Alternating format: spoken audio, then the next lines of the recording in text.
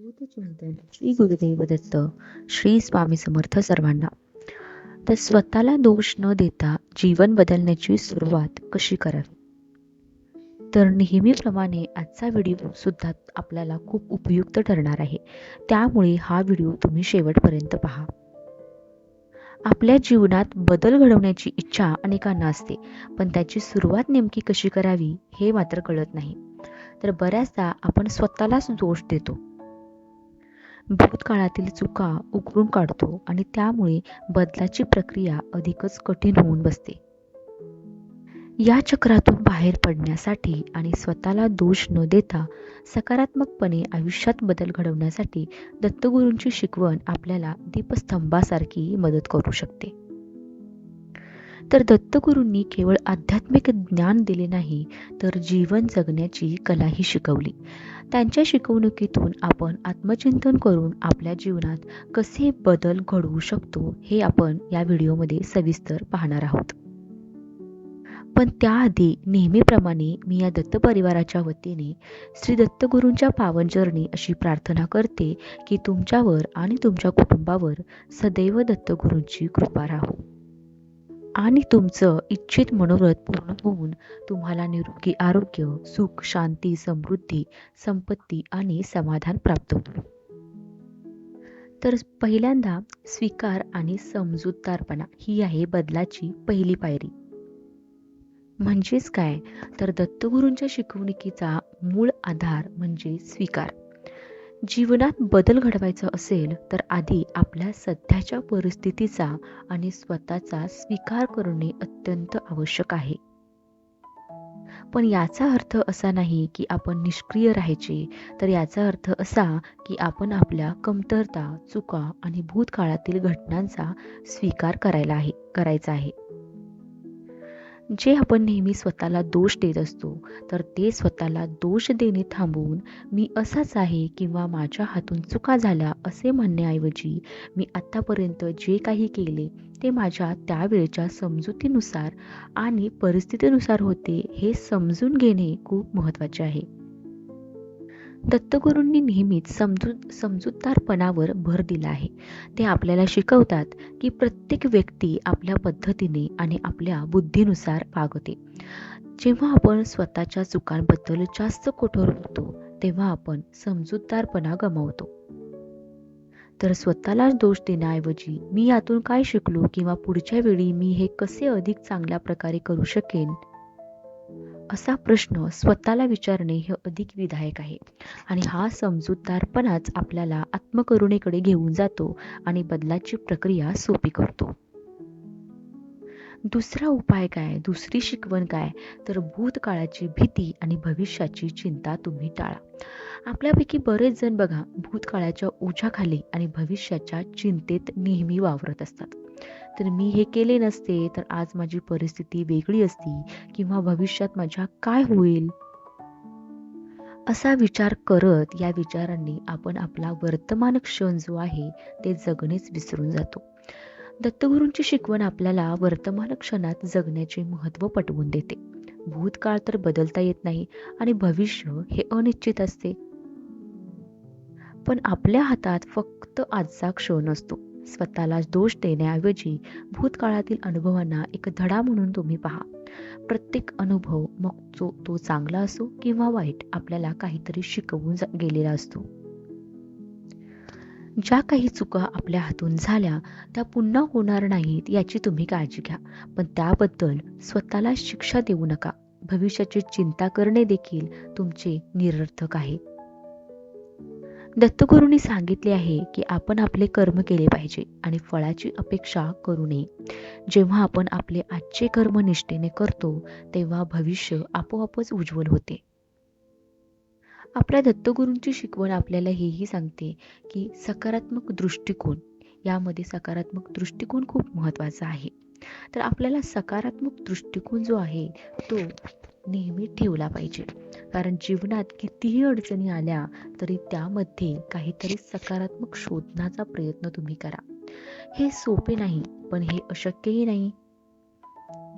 जेव्हा आपण नकारात्मक विचारांच्या गर्तेत अडकतो तेव्हा स्वतःला दोष देण्याची प्रवृत्ती वाढते.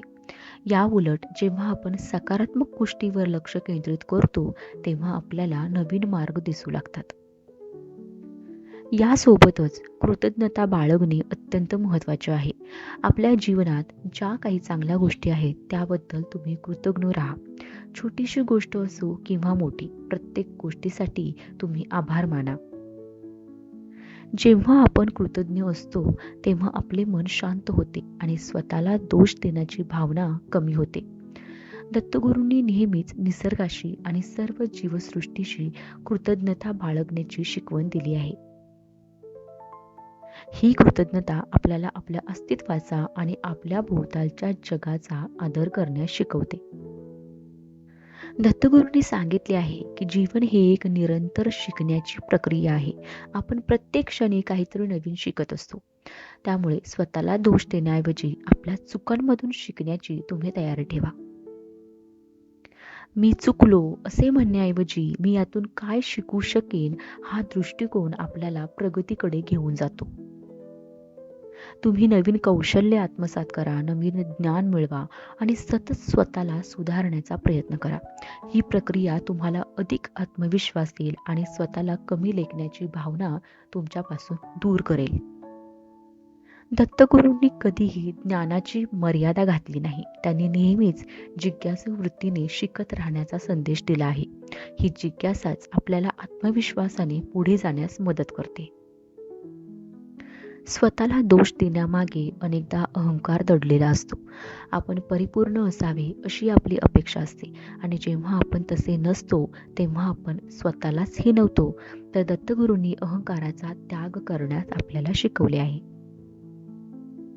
जेव्हा आपला अहंकार कमी होतो तेव्हा आपण स्वतःच्या चुका स्वीकारतो. आपण इतरांप्रमाणेच एक माणूस आहोत हे सत्य स्वीकारणे खूप महत्त्वाचे आहे. यासोबतच सेवाभावाची शिकवण अत्यंत महत्त्वाची आहे. जेव्हा आपण इतरांना मदत करतो तेव्हा आपल्या स्वतःच्या समस्या गौण वाटू लागतात. इतरांच्या कल्याणासाठी काम केल्याने आपल्याला समाधान मिळते आणि आपल्यातील नकारात्मकता कमी होते. तर दत्तगुरूंनी नेहमीच निस्वार्थ सेवेवर भर दिला आहे. जेव्हा आपण इतरांना देतो तेव्हा आपल्याला त्याच्याहून अधिक आपल्याला मिळत असते आणि हेच आपल्याला स्वतःला दोष देण्याच्या चक्रातून सुद्धा बाहेर काढते. आपल्याला स्वतःला दोष देण्यापासून थांबवण्यासाठी अंतर्मनाची शांतता अत्यंत आवश्यक आहे. दत्तगुरूंनी ध्यान आणि नामस्मरणावर जास्तीत जास्त भर दिला आहे. जेव्हा आपले मन शांत असते तेव्हा आपल्याला स्पष्टपणे विचार करता येतो आणि आपण अनावश्यक चिंता किंवा अपराधीपणाच्या भावनांपासून दूर राहू लागतो. तुम्ही दररोज काही वेळ स्वतःसाठी काढा, शांत ठिकाणी बसा आणि आपल्या श्वासावर लक्ष केंद्रित करा. त्यामुळे तुमचे मन शांत होईल आणि तुम्हाला तुमच्या भावना अधिक चांगल्या प्रकारे समजून घेता येतील. ध्यान आपल्याला आपल्या अंतर्मनाशी जोडते आणि आपल्याला स्वतःचा स्वीकार करण्यास मदत करते. या शांततेतच आपल्याला आपल्या प्रश्नांची उत्तरे मिळतात आणि बदलासाठी आवश्यक असलेली ऊर्जा सुद्धा मिळते. दत्तगुरूंनी कधीही कोणतीही गोष्ट अतिरेकाने करण्यास सांगितले नाही. त्यांनी समतोल जीवनशैलीवर भर दिला. खाण्यापिण्यात, कामात, विश्रांतीत आणि नात्यामध्ये समतोल असणे खूप आवश्यक आहे. जेव्हा आपले जीवन असंतुलित होते तेव्हा ताण वाढतो आणि आपण स्वतःला दोष देण्यास सुरुवात करतो. पुरेशी झोप घ्या, सकस आहार घ्या आणि नियमित व्यायाम करा. आपल्या आवडीच्या गोष्टींसाठी तुम्ही वेळ काढा. मित्र आणि कुटुंबांसोबत वेळ घालवा.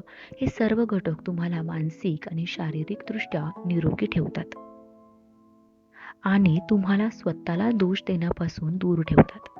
दत्तगुरूंनी सांगितले आहे की शरीर हे मंदिरासारखे आहे आणि त्याची काळजी घेणे आपले कर्तव्य आहे. पण जीवन बदलण्याची प्रक्रिया ही एका दिवसात घडत नाही. त्यासाठी सातत्य आणि संयम खूप आवश्यक आहे. आपण आज प्रयत्न केले आणि उद्या लगेचच सर्व काही बदलले असं कधीच होत नाही. त्यामुळे तुम्ही निराश होऊ नका. लहान लहान पावले टाकत राहा. प्रत्येक लहानसा बदलही खूप महत्त्वाचा असतो. दत्तगुरूंनी आपल्या भक्तांना नेहमीच संयम राखण्यास शिकवले. ते म्हणतात की प्रत्येक गोष्टीची वेळ ही ठरलेली असते. तुम्ही तुमचे प्रयत्न करत राहा आणि योग्य वेळी तुम्हाला त्याचे फळ नक्कीच मिळेल. स्वतःला दोष देण्याऐवजी स्वतःवर विश्वास ठेवा आणि तुमच्या प्रयत्नांवर तुम्ही विश्वास ठेवा. शेवटी स्वतःला दोष न देता जीवन बदलण्याची सुरुवात करणे हे दत्तगुरूंच्या शिकवणुकीतून आत्मचिंतन करण्यासारखेच आहे. स्वीकार, समजूतदारपणा, सकारात्मक दृष्टिकोन, कृतज्ञता, निरंतर शिकणे, अहंकार कमी करणे, सेवाभाव, अंतर्मनाची शांतता, समतोल जीवनशैली, सातत्य आणि संयम या मूल्यांना तुम्ही आत्मसात करून आपण आपल्या जीवनात सकारात्मक बदल घडवू शकतो. ही केवळ एक आध्यात्मिक शिकवण नाही, तर जीवन जगण्याची एक प्रभावी कला आहे. जेव्हा आपण स्वतःवर दया करतो आणि स्वतःला स्वीकारतो, तेव्हाच आपण खऱ्या अर्थाने आपल्या जीवनाचे शिल्पकार बनतो आणि आपल्या जीवनाला एक नवीन दिशा देऊ शकतो. तर बघा, हा व्हिडिओ तुम्हाला खरंच खूप आवडला असेल, तुम्हाला उपयुक्त ठरला असेल, तर या व्हिडिओला लाईक करा, चॅनलला सबस्क्राईब करा आणि व्हिडिओ शेवटपर्यंत पाहिल्याबद्दल धन्यवाद. श्री स्वामी समर्थ. जय जय स्वामी समर्थ.